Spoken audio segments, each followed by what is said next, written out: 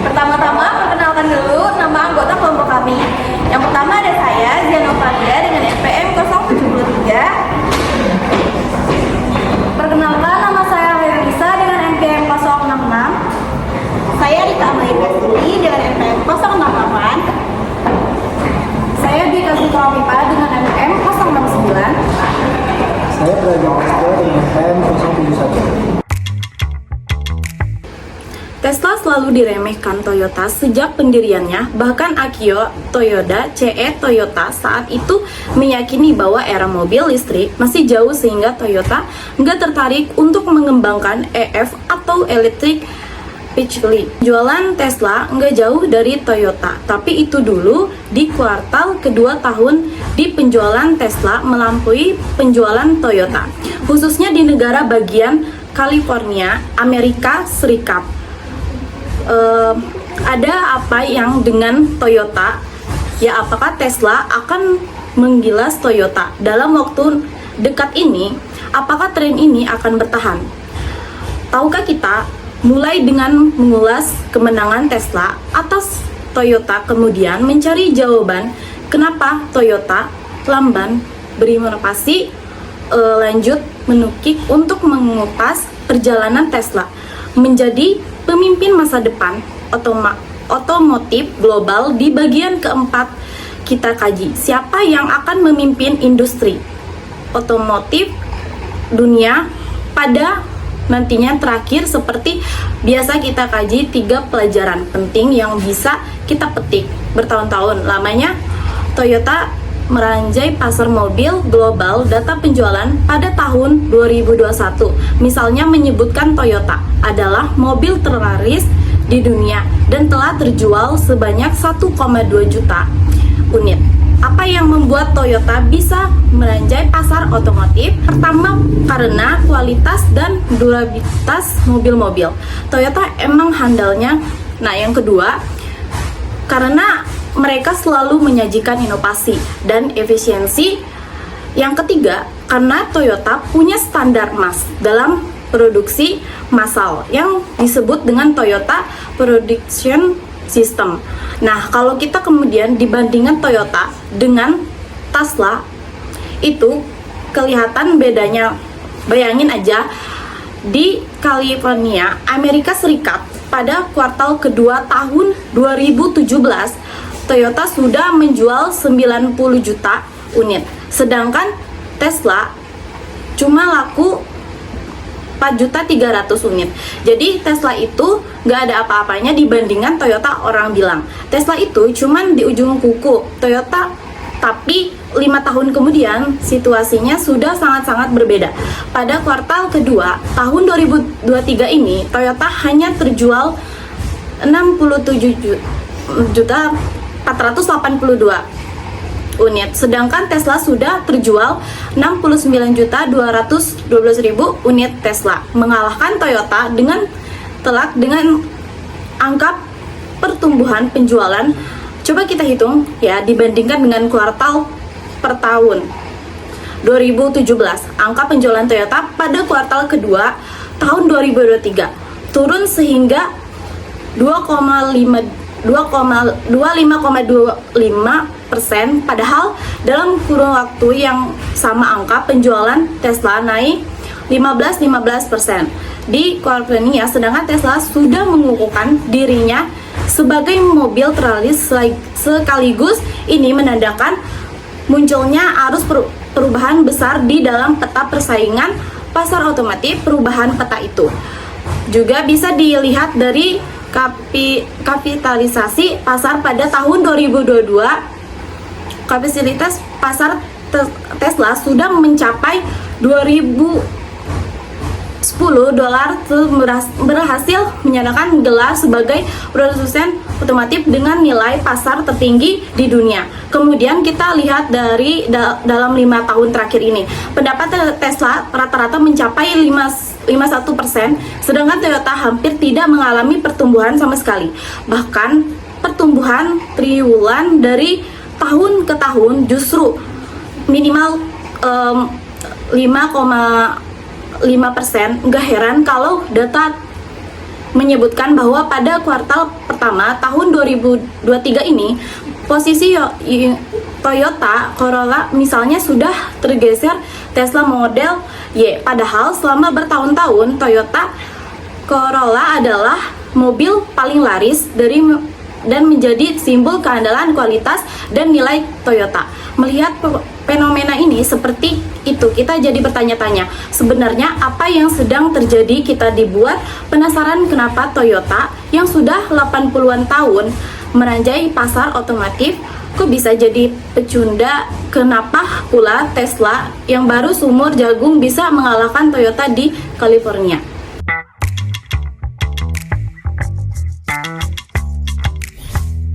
Toyota mengalami apa yang disebut dengan internia incumbent. Seperti juga pada umumnya dialami perusahaan-perusahaan besar, internia incumbent adalah fenomena yang menggambarkan kelambanan perusahaan-perusahaan besar merespon perubahan. Mereka abai berinovasi dan terlalu nyaman dengan capaian masa lalunya. Sekarang ini, mobil listrik seperti sebuah keniscayaan. Mobil listrik menjadi salah satu solusi yang diperlukan untuk mengurangi dan menekan dampak kerusakan lingkungan dan perubahan iklim global. Itu dipercaya oleh banyak orang.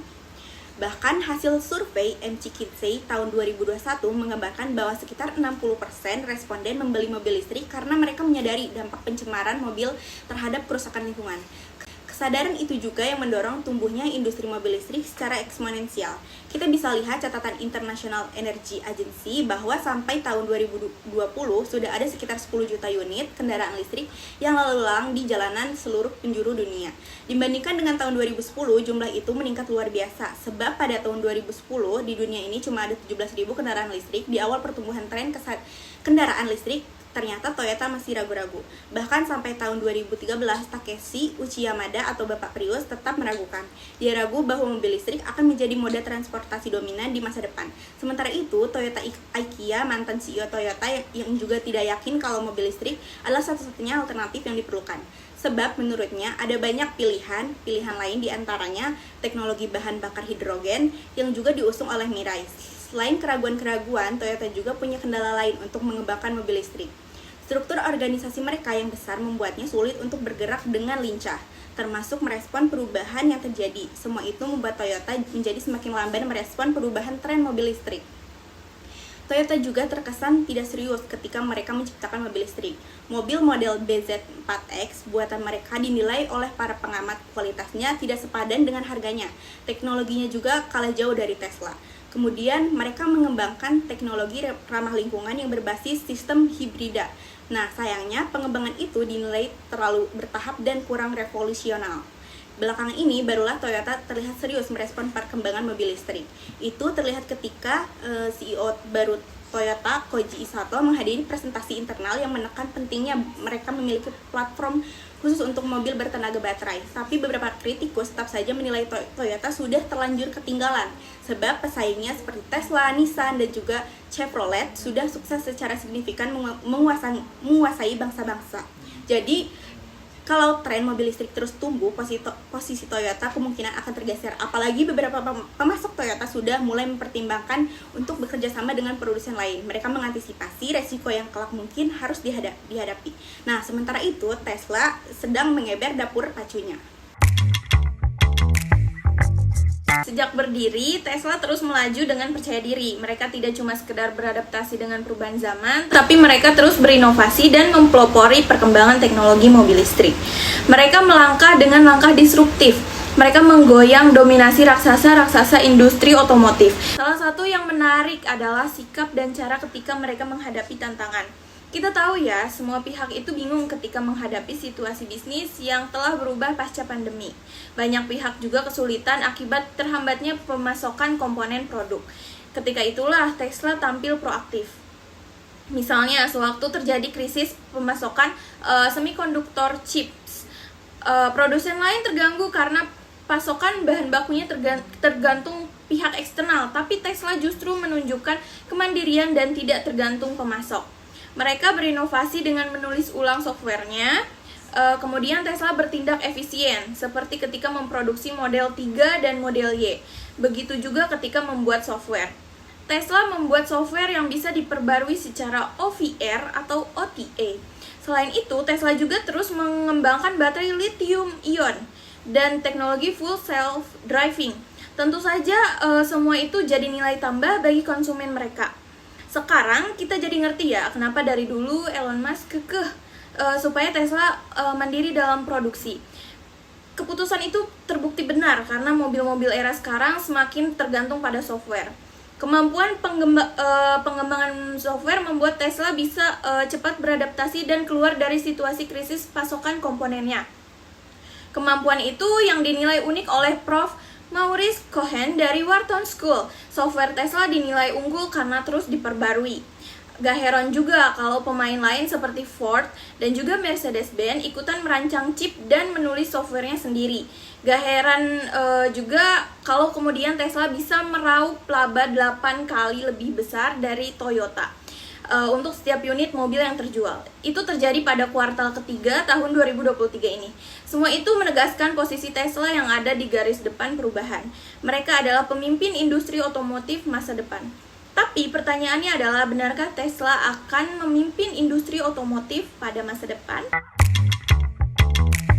Kita melihat ada dua model operasi yang berbeda di sini.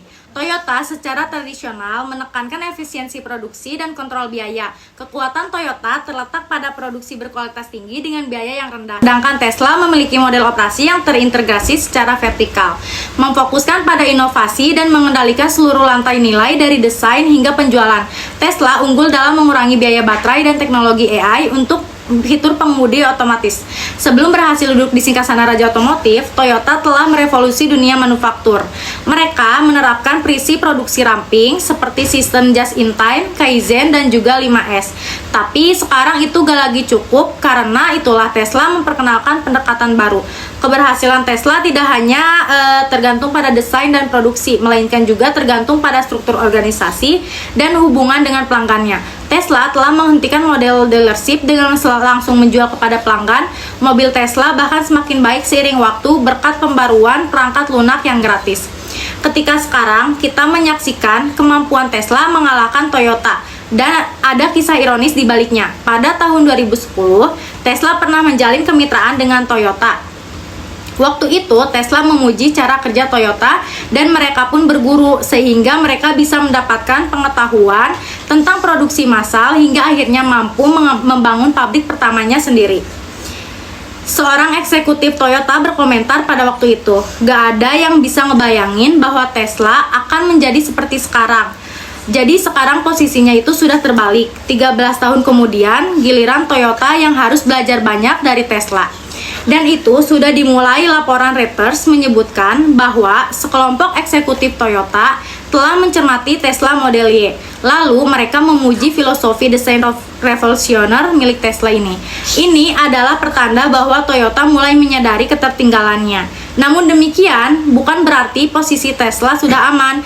The Wall Street Journal melaporkan bahwa pertumbuhan penjualan kendaraan listrik di seluruh dunia melambat menjadi 49% pada tahun 2023 dari sebelumnya 63% pada tahun 2022. Memang sih pasar kendaraan listrik atau EV mengalami ketidakstabilan dikarenakan suku bunga yang tinggi mengurangi ketertarikan konsumen terhadap mobil listrik pada saat ini.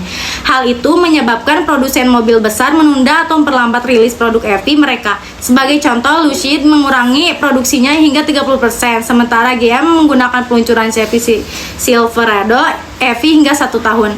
Ford juga mengindikasikan penundaan produksi untuk F-150 Lightning. Sementara itu, Tesla dikenal sebagai pendukung besar EV mengalami penurunan pendapatan per saham terendah selama 2 tahun, yang bahkan lebih rendah 10% dari estimasi pesimis.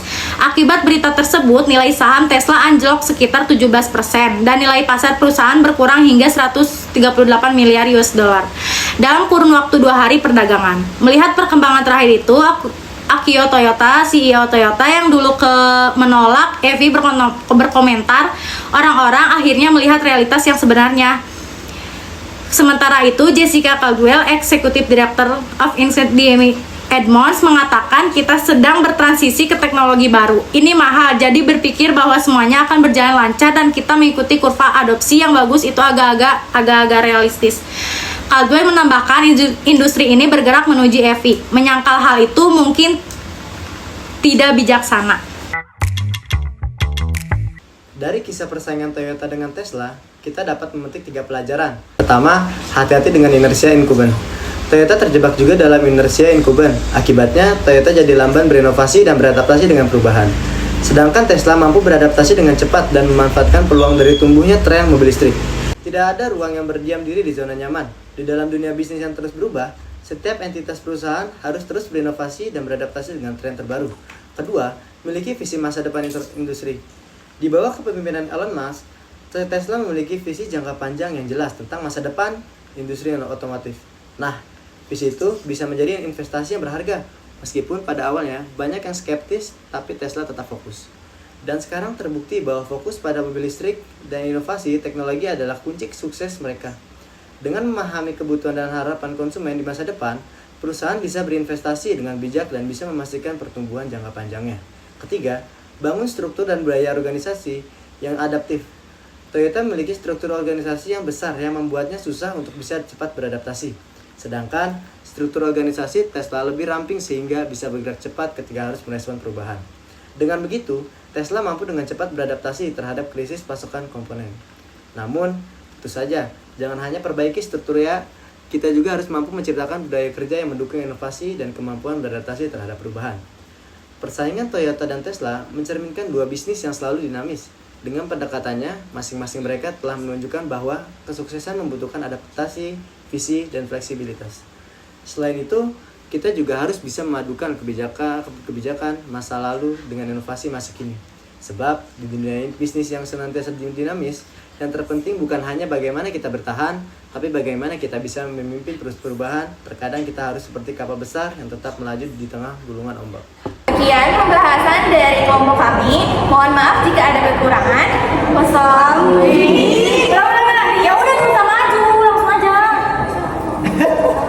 Oke, 1, 2, 3. Sekian pembahasan dari kelompok kami. Mohon maaf jika ada kekurangan. Wassalamualaikum.